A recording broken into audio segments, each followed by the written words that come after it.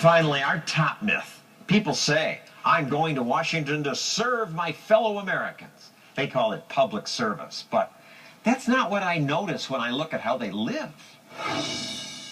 Upon first entering the home, you have this incredibly gracious staircase. Washington's real estate market is hot. You can really see the crown molding when you get to the top. There are lots of expensive homes here. Beautiful gourmet kitchen, culinary delight. All glass walls, ceilings, skylit. This home is a steal at $2.8 million. $2.8 million is a steal, he says, because... Our real estate market has been relatively recession-proof. And why is that? Because government is its main industry. We continue to have one of the lowest unemployment rates in the country. Because government keeps growing. So much so that today, for the first time, most of the richest counties in America surround Washington, D.C.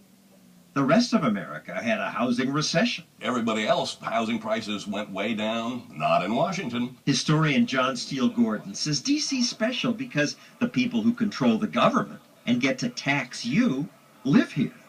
They move there and they like it there. Lobbyists, politicians, government contractors. There's a reason they go there and stay there. Consider where they work.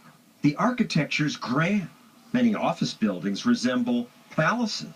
It's very much like Versailles before the French Revolution. The whole French nobility, they spent their lives in Versailles, and they didn't know much about what went on outside that world. And that's what happens in Washington. People never leave Washington. Congressman Alan Grayson lost his seat, but then ran again and won. Grayson says if there is royalty in America... It's not the congressmen, it's the lobbyists. The lobbyists are the royalty of Washington, D.C., and who made it that way? You congressmen made it by passing all these laws. The bill is passed. If you have a big government, there's more money to fight over. There is that argument, but I'll tell you that the real royalty is not in Washington, D.C. It's on Wall Street, he says. And there is lots of money here. But there's a big difference. In the private sector, if you can find a way to cut costs, you're a hero. If you can find a way to cut costs in the bureaucracy, you're a goat. They measure success by the size of their budget. Right. And the big budgets give the special interests reason to invest in D.C. And invest they have. Unions say teachers are underpaid, but their union sure looks rich. This is their headquarters building. We're told it's worth $100 million. Its atrium is called an environmental oasis. It's certainly impressive, but they didn't want us to take pictures of it. We can't just take a picture of the beautiful atrium? They told me to wait outside while union officials debated whether we could videotape. You needed something? We've read about the beautiful lobby, and I'd like to show it to the viewers. It's like they're sucking money from the rest of the country and building palaces for yourselves. I've been to the NEA's building. I didn't feel that way at all. Have you been to any mall in America in the past 20 years? Yes. Okay, isn't it more grand? No. Well, I would have to disagree. Back outside the NEA, I was passed from one official to the next. Andy, will you find out a little bit more about what's going on? Okay.